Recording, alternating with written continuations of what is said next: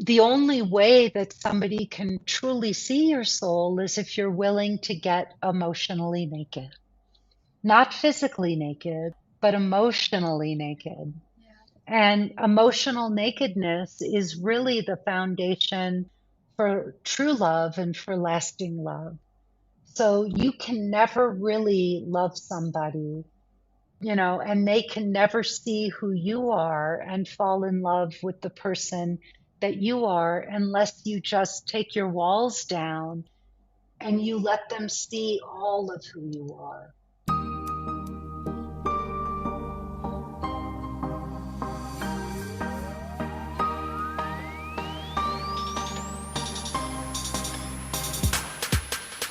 Welcome back to another episode on Find Joy with Joyan, the podcast that is all about helping you live and lead a life with joy. I'm your host, Joyan Chan, and every Wednesday we are giving you access to the world's best and brightest minds in their fields on our show. Listen in as these leaders impart their wisdom, inspiration, and stories to empower you to live joyfully with intention, passion, and purpose, and celebrate the struggles and overcome the challenges we may face each day with the tools and insights that we are going to share with you. Whether you are looking to improve your relationship, find your passion, learn how to embrace the present moment, deepen your spiritual connections, or learn the magic of manifestation and law of attraction to attract more abundance, this podcast is here to guide you every step of the way. As your host, I am also challenging myself to dig deeper to learn and unlearn and ride along with you. We are not here to tell you how to live your life because it is your life. But this life is all that we have right now. So my friend, why not live our life to the fullest? So I hope these conversations and stories will guide and inspire you to live your life to your highest potential and a life that you are proud of as you continue to grow and evolve in your own journey. So if you are ready to start living a more passionate, purposeful, and joyful life, join us every Wednesday on Find Joy with Joyan for inspirational stories, powerful message, fun conversations, and empowering thoughts with me and my special guests and friends. And now, without further ado, let's dive into today's episode. As someone who married young and spent years in an abusive relationship, she entered the dating pool broken, unaware, and ill equipped to succeed. After about 10 years of helpless dating, the pain got so bad that she decided that there must be some method, some secret to finding love that she was missing, and she was determined to find it. Fast forward to today, she is a love, dating, and relationship coach with over 2 decades of experience. She has a master's degree in spiritual psychology, is certified through the Coaches Training Institute, and has been featured in Huffington Post, BuzzFeed, LA Times, and Cosmopolitan. She has been with the Guardian of her Soul for over 20 years and has taught powerful, successful women all over the world how to take what she calls the feminine lead to get emotionally naked and find the soulmate of their wildest dreams. She's here today to teach you how to navigate the modern dating world to find your true soulmate. Ladies and gentlemen, help me in welcoming the love coach and heart opening expert, Lisa Shield. Welcome to the show. Oh, Joanne, it's a pleasure to be here. Thank you for having me so much. Really love your story. And so tell us a bit about your story, your backstory. How did you finally find your husband, your soulmate, Benjamin? So, if I'm really, really going back in time, Joanne, and I will make it brief, but I really struggled in this part of life. For me, growing up, I didn't get a lot of male attention. I was not a man magnet. Yeah, I had a very distant and difficult relationship with my father, and I married the first man that paid attention to me. And we were together for 13 years. We were both fashion photographers, and we first lived in Los Angeles, and then we moved to Milan, Italy. We were there for 7 years together, shooting in Europe and working, and it was all very exciting. but I didn't realize he was a pathological liar, and and that I was stuck. I was afraid to leave because this had been such a difficult part of my life, and I was scared that if I left him, I'd be alone forever. And I got to a point where I said, Lisa, you're not growing. Your life isn't moving forward. You're stuck and you need to figure this out. I wound up spending about 3 months in the dark room and I was printing and, and working, but I was really finding myself in that dark room in Milan, Italy. And after 3 months, I came out of the dark room and I told my husband, I said, I can't do this anymore. And I went back to the US. I started working with some of the best mentors and teachers and coaches I could find at the time. And after about 8 years of doing that, I thought, I don't know if I could love myself any more than I do right now. Uh, but I still don't have a partner. And joy in what I realized, and I think one of my biggest breakthroughs was that we can do a lot of generic personal growth work and self help work, but it doesn't necessarily solve this problem. This is a very, very specific skill set. And so many of us think that, hey, if I just, learn to love myself and I become this more attractive person, I'm just going to meet my guy. But the truth is, there's a lot more to it than that. And so I said, with internet dating, I was one of the very early responders over, I think it was almost 23 years ago now. I posted my first profile online and I went on almost 100 first dates before I met my husband. Wow. Okay, what happened in that? I think it's about 90 something days. What happened? So here's the thing, and this is, I only really understand it in retrospect, right? Because when I was going through it, I couldn't necessarily make sense of it all. I didn't realize that after doing all these many years of personal growth work and getting my master's in spiritual psychology, I don't know if you're aware, if you've read the Four Agreements. Do you know the Four Agreements? I So Yeah. yeah, I was in a community with Don Miguel. He was one of my teachers. And, I didn't realize how self-aware I had really become in that process of doing all that work. And when I started dating, I wasn't just going on superfluous dates. Like I wasn't just going on one date after another. I really had figured this out. Like some part of me had gotten crystal clear on what I was looking for. I wasn't going on dates and then coming home and talking to my girlfriends and saying, oh my God, what a loser. You can't believe this. He's a jerk. I can't, but what, who dresses him? His mother. I mean, I wasn't coming home, you know, I wasn't looking at it like that. I really saw this as a spiritual journey. I love that. So I'm really interested to know, like, how does spiritual psychology, incorporate with your dating coaching? It's a great, great question.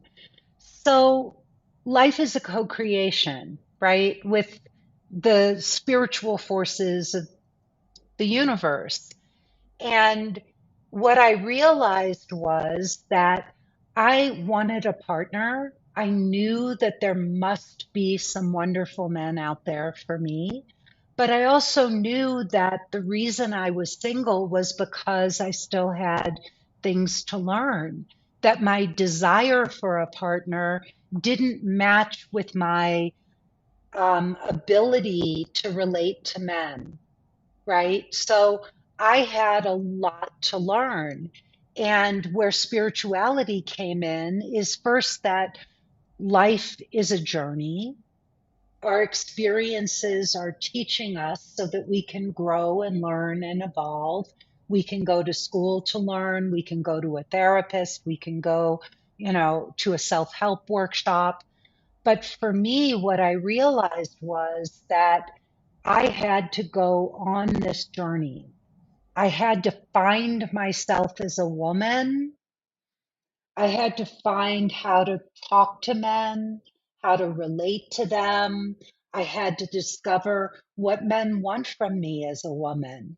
Nobody had ever taught me these things. My girlfriends hadn't taught me. My teachers hadn't taught me. Don Miguel didn't teach me these things. And what I realized, Joyan, is that what we want from each other are all the spiritual things. We want kindness, respect, we want compassion, we want forgiveness, we want gratitude, right? We want these deep, profound spiritual principles. And those are really the components of love. Wow. It got me thinking because I'm single right now, and I was like thinking, okay, what do I need to do? What would you say is your what's your greatest challenge, trying to date again, and what are some of the common challenges that you see a lot of people, especially women, we face today, when trying to enter the dating pool, especially in today's world where dating apps are just like it's too much. I think it's like you can just easily get someone to go on a date and then that's it. Well, there's there are so many challenges. And I think that, if I were going to be honest, like if I think about it, the biggest challenge is how naive we are about love. So just to give you an example, my I went out to dinner with my nephew last night, my brother's son, and he's 33 years old and he's going through a divorce. And we were talking because he's on the dating sites. And he is so naive about love and women and what to look for and how to pick a good partner and how to pace himself, like how to actually pace himself. So he met a woman online. She's very beautiful. And he's never even met her. He hasn't gone on a physical date, but they've been communicating and, messaging and communicating. They've even FaceTimed. And the way he talked about her, it was almost like she was his girlfriend, and they've never even met. And the ability for us to get so quickly pulled in and start to have feelings for someone and like a person and feel like we know this person, it's crazy. So I think, one of the things, the biggest mistakes we make is immaturity. We rush in, we don't know what we're doing, we get caught up, we start to attach to people we don't even know, and all of the sudden we're in a relationship, and 3 months, 3 years of our life have gone by, and we turn around and say, what was I thinking? So that's a huge part of it.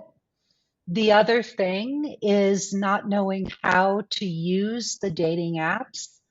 I mean, look, anybody can put up a few pictures and a profile and start talking to people. But what I think so few people understand is how important having the right pictures are, how important having the right profile is. Now, you may think, oh, well, I've got great pictures, or the guys tell me how pretty I am all the time, or whatever. But I was a professional photographer for 15 years, and I went to school. I've studied this, and I will tell you that the photos matter. They matter more than you know. And it's not just about having pictures where you look pretty. There Mm, is an art to getting the right photographs, and it is more important than you know. And the profile, women love to say, oh, nobody reads the profile. Joyan, my husband writes the profiles for our clients, and those profiles make a night and day difference. mm, A night and yeah, day difference. I agree. I agree. So I want to go back to something that you mentioned about falling. I mean, being attached, like yeah, too quick, too fast. How do we prevent that from happening? Because sometimes as women we are emotional creature, right? So we get emotionally attached very fast as compared to men. That's what I think. Yeah, Look, it happens on both sides. What's happening for women is also happening for men. They get as quickly attached as we do okay, and as easily attached. I mean, people are people. So it goes both ways. And if you talk to men, if you really sit and talk to men who are dating, they will give you the same complaints that women are giving, yeah, which is mm, really crazy when you hear it. It's like, wow, women are saying the exact same thing about men, and men are saying the same thing about women. So it happens on both sides. It's not exclusive to women or men. So that's the first thing. How do you prevent it? You really go slowly. You go slowly. You do not jump into anything with anyone. So let's say you were my coaching client. We would mm, put you on two or three sites.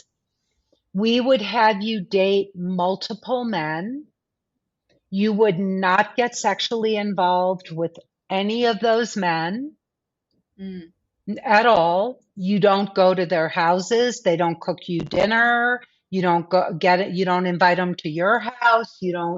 You date them. You go out on dates and you get to know each other. Think about this. Like, think about it. Do the math. Many, many, many women and men might have sex after 3 dates. I don't know if you've ever heard of the 3 date rule, but that is a big deal. And many, many people think that after the third date, oh, she's going to sleep with me. But here's the thing. Think about this. If you've been on 3 dates with a man, well, how much time have you spent with them? 3, 6, 9 hours? yeah, And you're going to go to bed with somebody? It's really, so we really help women slow down. We teach them all the signs to look for. We teach them about something called attachment theory. So, attachment theory, there is a brilliant book that I think every human being on the planet should read, and it's called Attached. okay, And I'm sure it's written in, a billion languages. And essentially, Joyan, there are three attachment styles: anxious, avoidant, and secure. So there are people who get very anxious when they start to like somebody. And then they're like, well, why isn't he calling? And when is he going to call? And he needs to ask me out. And they're checking his Facebook and his Instagram and they're nervous. They get very, very anxious. Then there are people who rush into relationships, but the minute it starts to become connected, they pull away. So I don't know if you've ever been dating somebody. He's like, oh my God, you're amazing. I've never met a woman like you. I really want to get to know you. And then the minute you say to that guy, great, I like you too, let's do this, he starts to pull away. mm, That's called avoidant attachment behavior. And then there are people who are secure, right? They're just very comfortable. They're at ease. They're comfortable with intimacy and closeness. They're emotionally available. And that's what you're looking for, are people who are secure. And so we teach our clients how to recognize, are you anxious, avoidant, or secure? And how to go on dates with men and be able to distinguish if that man is anxious, avoidant, or secure. Wow. Yeah, I feel like it's going to be a huge game changer for people who are looking to for a partner. How about the person that that is pulling away from you? Like, what is the type of attachment style? Well, if they're pulling away, that's usually an avoidant person. That's avoidant. Like what they do is something, Joyan, called love bombing. They love bomb you. They literally love bomb you. So like before, you hardly know this person. Like I don't know if you've ever had this experience where like you meet a guy and he's just like, "Oh my God, where have you been all my life? You are so amazing. You're so beautiful. You're so intelligent. I can't believe you're Mm. single." Right? And they start coming on really strong. And then maybe the guy wants to see you every day. You may have had a date and then, can I see you tomorrow night?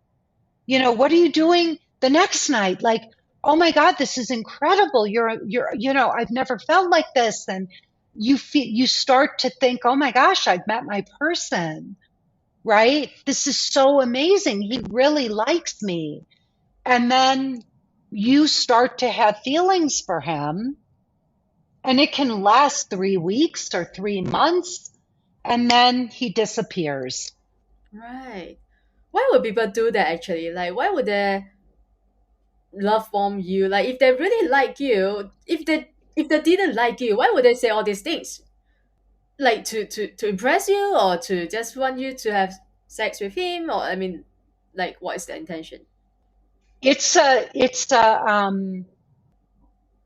I mean, it depends because, if you look at, so let's just talk about this from a psychological perspective, right? Let's talk about psychology for a moment. So there is a book called the DSM, and the DSM is where all of the, psychological disorders are described. It's like the Bible for therapists. And one of the I don't know, the psychological disorders, which is really a brain dysfunction when it goes to an extreme, is what is called avoidant personality disorder. Okay. It is literally written in the DSM. It is not treatable. It's like it is such a deep-seated fear in a person. So what happens is they have such an intense fear of intimacy and closeness that they rush in, but then it's like they get burned or they get scared and then they rush out. Yeah. Okay. Got it. And some people, Joyan, can have it to greater or lesser degrees, right? It's on a continuum, it's on a spectrum. So it goes all the way from being a diagnosable brain dysfunction to being, like I had avoidant personality disorder. Like I did that.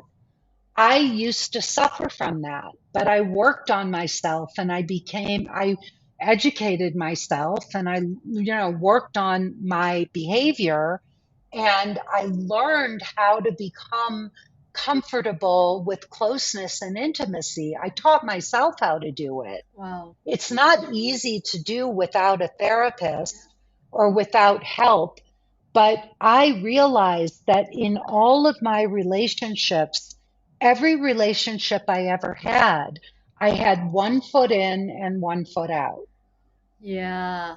Yeah, I can totally relate to that. So let's talk about your work. I know your work is all about helping people to find their guardian of their soul and getting emotionally naked. Can you explain what that means? Of course. So, a guardian of your soul is a person who really sees you at the soul level, right? Like I know you have a very deep, spiritual, uh, inner world. That you have that, and so we all know that we have our personality, but then we have our soul. And a guardian of your soul is like a guardian angel. That person can see your soul, what your soul is longing to become in this lifetime. And it sees more of you. That person sees more of you than you see even of yourself. Like it was my husband, Joyan. I was actually doing completely different job when I met my husband. And he said to me, "You should be a coach or a therapist." He said that. So he was the guardian of my soul. He saw that the work I was doing was not really aligned with my soul's journey. And he said, "You should be a therapist or a coach." And it was because of that that I quit, I sold my other business and I became a love coach. So a guardian of your soul will see your soul's journey, and it will foster that. He will do or she will do everything in this lifetime to make it possible for your soul to realize itself. Wow. And the way to get there, the only way that somebody can truly see your soul is if you're willing to get emotionally naked. Not physically naked, but emotionally naked. And emotional nakedness is really the foundation for true love and for lasting love. So you can never really love somebody if and they can never see who you are and fall in love with the person that you are unless you just take your walls down and you let them see all of who you are. Right. And that sounds scary to most people, I would say, right? Because what being vulnerable in a relationship is like the last thing that we want to do, because when we first got to know each other, we want to impress them, we want to look good, right? We want to, have all these things to impress them so that they like us. But and that is what I think a lot of people are breaking out and not doing well in their relationship is because of this, right? They can't get emotionally naked, and the moment they get emotionally naked, the other person just pull away or call it off. So what are some of the, I would say, how do we get emotionally naked, and when do we get emotionally naked? Is it in the beginning of the stage or in the middle? When and how is my question. So you don't ever want to go into a first date and just Yeah, yeah. tell a man everything, right? We always encourage. Now, the first thing I want to say, Joyan, is that being emotionally naked can be having fun. It can be being playful and in the moment and laughing and just forgetting yourself, right? Being emotionally naked is not about just telling somebody all your deep, dark secrets. Emotional nakedness is really just like being two puppies playing, right? Just having fun and being real and authentic and not second guessing yourself. So, in the beginning, the first stage of emotional nakedness is just play. It's just play. It's being on a date and just seeing if two people can enjoy each other's company. Okay. And then as you get to know each other with time and with safety and trust, as you build those things, you start to share more parts of yourself and your life and all with each other. but it should be a kind of natural progression, just like taking off your clothes. Like you don't go from having all your clothes on to suddenly being naked, right? You have to take off one part and then you take off another and another, right? Yeah. Until you're naked. And so I use a metaphor in my course, about getting naked, like unbuttoning your shirt, right? And then taking off your blouse, and I use that as a metaphor for how to get emotionally naked. And it's really, we also, there's so many pieces to doing it right, Joyan, because the biggest piece that a lot of people miss is communication. And most people, you know, just because words are coming out of your mouth and you think that you're saying what you mean, it doesn't mean that you're communicating effectively. And one of the biggest pieces, this is a whole puzzle, right? It's not like, oh, I'm going to just get emotionally naked. Oh, I understand I need to do that. So now I'm going to start being more emotionally disclosing or revealing. You still also have to understand men, who they are, how they think, what their needs are, what their fears are. So you have to understand men. And you also have to understand how to speak to men. You can't talk to your men like you talk to your girlfriends. Yeah. Like I was just, my husband and I right now, we're working on a new course on femininity. And one of the things that Benjamin said to me, and it was really great, he said, one of the things we're talking about is respect. Now, I don't know if you know this, but it is more important to a man to feel respected by a woman than to feel loved. Wow. Really? It means more to a man for you to show respect for him than love. And that is a mind-blowing concept to women. Right. Men men need respect more than they need love. And if you understand that about men, boy, is that powerful.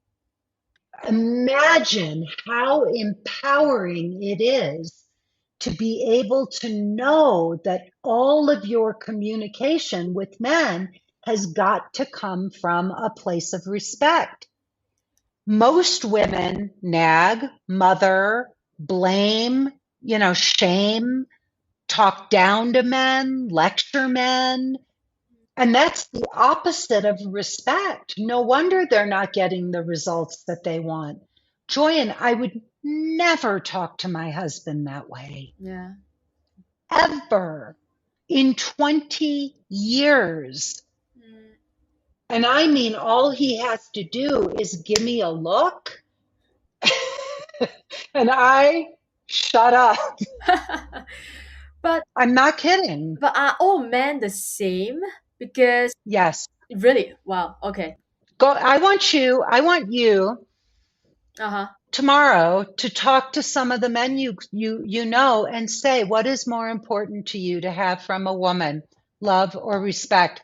I guarantee you 100 out of 100 men would say respect. I love that. I'm gonna do that. Yeah. I'm just curious. 100 out of 100 women would say love. Yeah, for sure. Okay, so you're also working a new course with your husband Benjamin on femininity. So I know it is a huge part of your work. And when you talk about the feminine lead approach, how it helps, especially powerful as women. So one of the problems with the way that women take the lead is that we do it in a very masculine way. We're very direct. We tell men what to do. We take the when we do that, when we lead in a masculine way, men perceive us as men and they treat us like men. And that's not sexy, right? A man doesn't want to date another man. You could be the most stunningly beautiful woman on the planet. And if you are masculine in your behavior and in the way you talk to men, they're going to treat you like men. And they're not going to ask you on a second date or a third date or want to get to know you.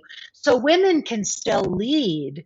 We can still let men know what we want and what we need. We have to do that. Men are not mind readers, but men have a way of doing things that's very direct. Hey, you want to go to dinner, right? Let's go to the movies. I'd love to see you Friday night. That's how a man talks. Mm-hmm. A woman would say, a man might say, can I have your phone number? Yeah. A woman would say, I bet if you asked me for my phone number, I would give it to you. Okay. So what you're doing is you're letting a man know that you want him to ask you for your number, but you're getting him to ask you for it.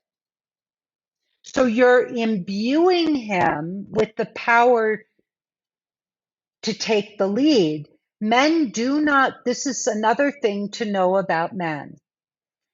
Nobody wants to be told what to do. Nobody likes somebody telling them what to do. But men in particular do not want to be ordered around by women. When you tell a man what to do, who does that remind him of? The boss. Or his mother or his teacher, right? It's not sexy for a man to see you as his boss or his mother or his teacher. If you want to be a girlfriend or a wife, you have to know how to do it in a feminine way.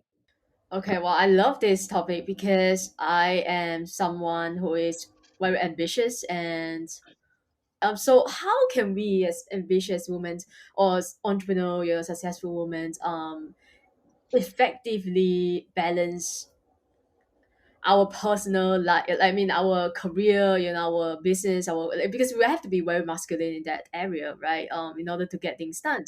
And how do we balance that while also, our aspirations, our dreams, our ambitions, but also pursuing a meaningful romantic relationship at the same time, being feminine at the same time. So I'm going to tell you something, Joyan, that may really surprise you.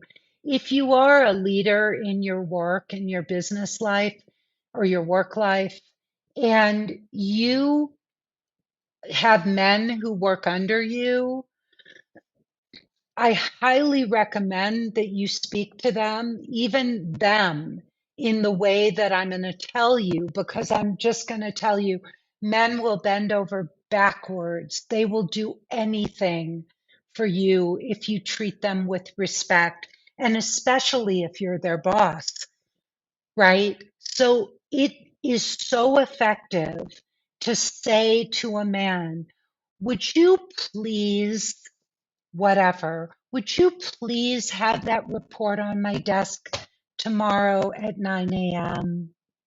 It would make me so happy if you could do that for me. Okay. I promise you that report will be on your desk at 8:30. I'm Wow. not kidding. Wow. If you say to a man, I need that report on my desk by 9 o'clock, something inside of him, he may get it on your desk, but there is a part of him that's going to walk away and say, how dare she talk to me that way? Wow. I like that. Yeah, it's a powerful phrase. And I feel like we can use it anywhere, not just, like you said, in the Everywhere, in relationship, anywhere. at home. Yeah. Wow. But Joy, and the other thing is to say it would make me so happy if this is something most women, many women do not know about men. Men want to make us happy. Oh, really?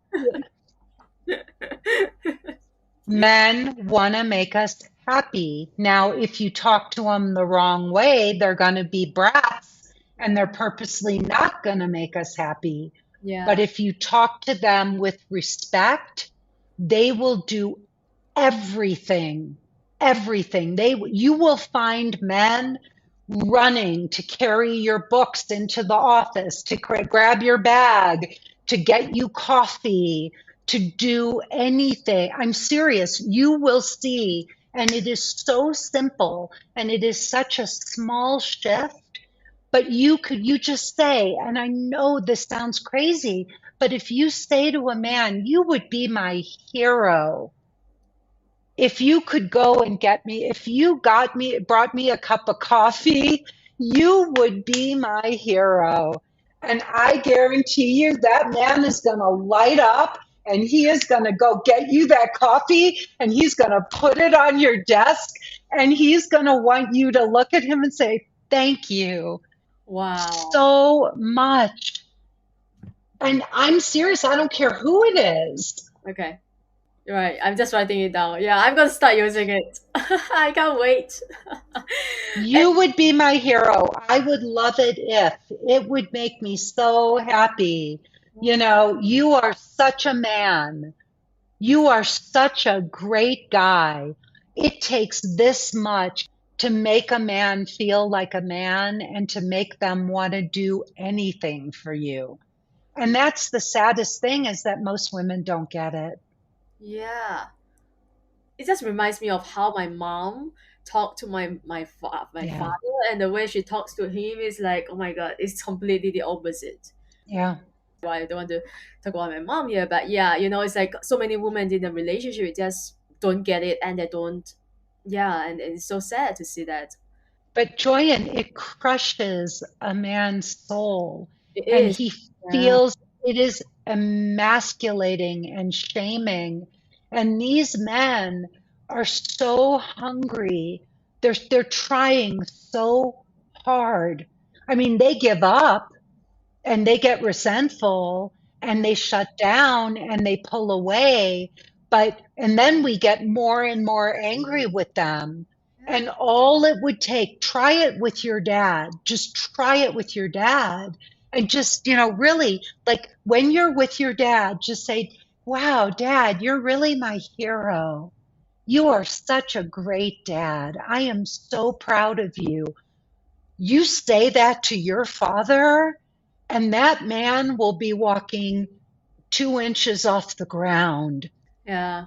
I'm serious. It is, and it is so little. Mm. It takes so little. And the most beautiful thing of all, I will tell you the most beautiful thing of all. I love my husband with every single cell in my being. It's beautiful.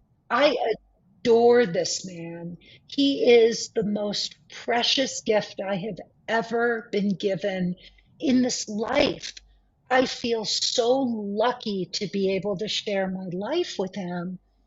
And every word that comes out of my mouth, every word I say to him is loving and kind and respectful. If I hurt this man, it would break my heart. Mm. It would break my heart. And I think we all want this kind of love. But my mother was brutal with my father. The things she said to him, it was painful to be around them. Yeah. It was heartbreaking. I mean, my father deserved a lot of what my mother said. He had ish, believe me, but the dynamic watching that as a child was devastating. And I vowed in this lifetime, I said to myself, I cannot go through life without love, without knowing what love really looks like, knowing how to love and how to be loved. So that's why I became the person I am and the coach and I do the work I do. That's really beautiful. And when you share that, like, I just when you shared your love, for your husband, I felt that I was like, oh my god, this is true love. Like I got emotional. I Oh, got emotional. Yeah. Because I felt that like when you talk about your husband, you talk about how much you love him, like how precious he is to you. Wow, thank you so much. I know this episode is gonna help a lot of people who lost hope in love. They will be willing to find love again and try again and believe in love again. I think that's most important, to believe again, right? So, is there anything that you really want to talk about? Perhaps I didn't ask you or didn't let you. just one thing I really want everybody to understand is that, and I wished I could have known this so much when I was so much younger. We place so much importance on looks, on how much money somebody makes, on all these superficial things. And I understand that it's important that people, are productive in life, that we can find a partner who matches us, socioeconomically and all. But what I really want people to understand is that youth and beauty and money don't buy you love and they don't buy you happiness. Learning how to love and be a loving person is what gets you love in your life. Having an open and loving heart is what creates love. And so all of these things, looks are going to fade. We're going to get older. We're going to get, all of these things that we put so much importance on don't matter. If youth and beauty and success were the most important things, all of the celebrities would have the perfect relationships, and they don't. So, read Attached, Mm, go to my website, learn about love and how to become a truly loving person. But going on more dates and going out with more and more men, thinking you're just going to get lucky, is not the way to find the kind of love I'm talking about. wow, beautiful. Thank you so much, and sharing all the resources, the books. I'm gonna go and buy the book and go and read it. Because there's so much I want to learn that I haven't learned. Thank you so much for taking the time out. And we always end with our final five, so more questions to come. We always end with our final five rapid fire questions. And every question has to be answered in one word or one sentence maximum. And normally I ask all my guests all, the same questions, but today I have a different one for you because of your expertise. Are you ready? I'm ready. The first question for you is, what is the best relationship advice that you have ever received? Wow. Wow. Um, wow. To receive unconditional love, you have to be unconditionally loving. Beautiful. Oh, I love it. Who gave you that piece of advice? God, spirit. Okay, got it. Okay, the next question is, what is the worst relationship advice that you have ever received? Oh my God, lean back and let men chase you. Who gave you that piece of advice? Your girlfriend? No, it's what all the other love coaches say. They say, oh, just lean back and wait for men to chase you. That's ridiculous. I mean, you're a grown, intelligent, educated, successful woman, and you're just going to sit there? That's ridiculous. Yeah, yeah, it I sounds ridiculous. hate that. Yeah, love it. The third question is, what is something you're trying to learn or curious about right now? AI, Oh, wow, really? Okay. yes. Okay. I Yeah. know you didn't expect that answer, Oh, but out of the blue, yeah. But what does AI have to do with relation? I was like, oh, yeah, puzzled. it factors into my business. It's having, I mean, it's affecting everybody. It's going to be the biggest revolution in the history of mankind. I mean, it's coming and it's affecting everybody. It could impact, it's going to impact everything. And I'm really looking at the impact of AI on the work I do. Yeah. The next question is, if you had 5 minutes and the whole world was listening to you, what would you say? The whole world.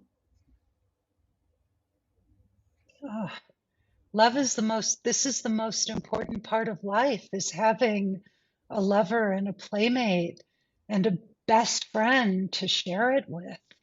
Yeah. And if you give up on love, you're going to you will never know what it's like to have the greatest joy in life. This is, my life for the last 20 years has literally been heaven on earth Wow. because I have had my husband by my side. And no matter what life has thrown at us, no matter what, we've gotten through it together. And I really do feel, like the luckiest woman alive. And I Mm. feel that anybody who's willing to do the work can have it. Okay, I have one more question that is not rapid fire, because this is a question that I always ask people who are on my show, and where they are like love coaches or relationship coaches or dating coaches. I always ask them, like, how do you know? I think this is a question that a lot of people ask you, I'm sure. How do you know he's the one? Like, how do you know he's the true soulmate? Or do you just know? And most of the time that is the answer that I got. Like, you just know. No, absolutely not. Mm. Not. In fact, we tell our clients that usually when you meet the guardian of your soul, it is going to be so different from anything else you've ever experienced in any relationship you've ever had. And it will be a slow progression. It will not be like, oh my God, this is it. I found my God. It actually will be like, oh, okay, you know, he's nice. I like him. I mean, I'd go on a second date with him, and it will take some time. Like, it usually takes some time to develop, but it's not something right away. I love And that. if you do, I would run the other way because those are usually the love bombers and the avoidance. That's so true. Yeah. But Joyan, think about it rationally. Just like one of the best things about the work I do, something that is so amazing about my program. So I teach a 12-week course in how to find the guardian of your soul. Women come into this program and they say, Lisa, this is the most mind blowing thing. Like, it is so practical, it is so intelligent. And what you have put together, the system, is brilliant. I mean, this is what my clients say, not me. My clients tell me this. But what we know is that, um, think about this rationally. Just, you're smart, right? I'm sure you consider yourself an incredibly intelligent woman. Do you honestly think that any two people who are meeting each other just know each other in a moment? Like, that's a ridiculous thought. That's crazy. I wouldn't even trust somebody who thought he knew me like that. I wouldn't trust that person. I would think, wow, that's presumptuous.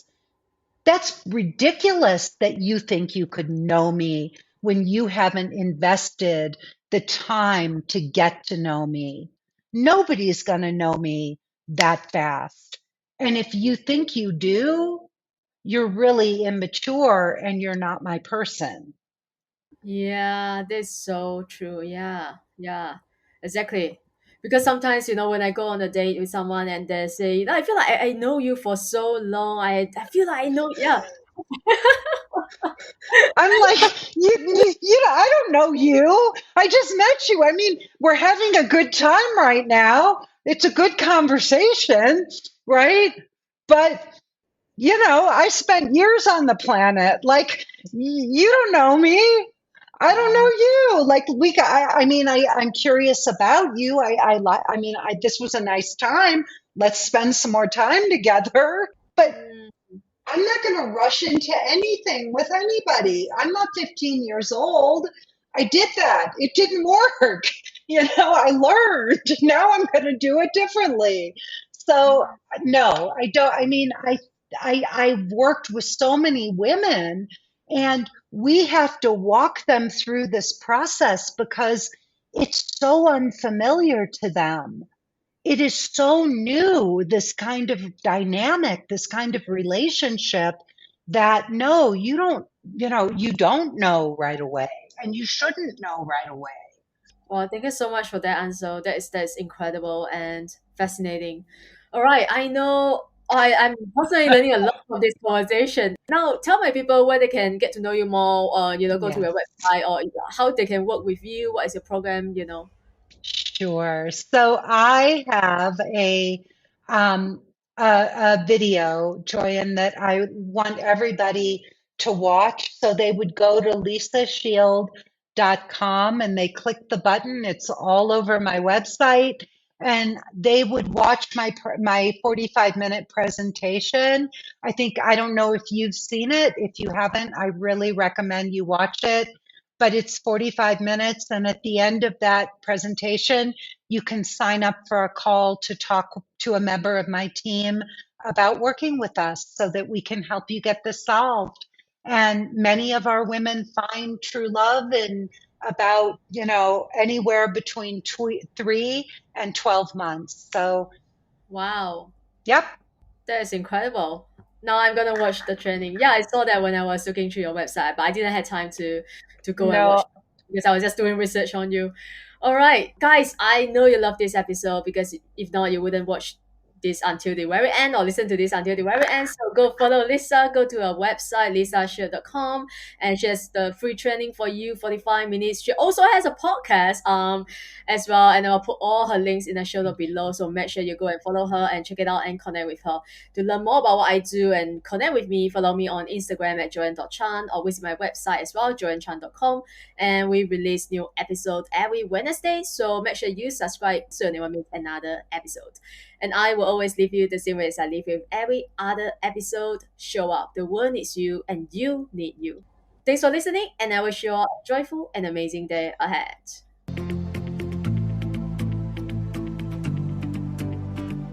Thank you again for tuning to Find Joy with Joyan podcast. If you enjoyed today's episode, you can help support this podcast in one of three ways. 1. Take a screenshot of this episode and share it on your IG story and tag me at findjoyjoyan_podcast so I can repost and connect with you. 2. Share this podcast with a friend or a family member. And 3.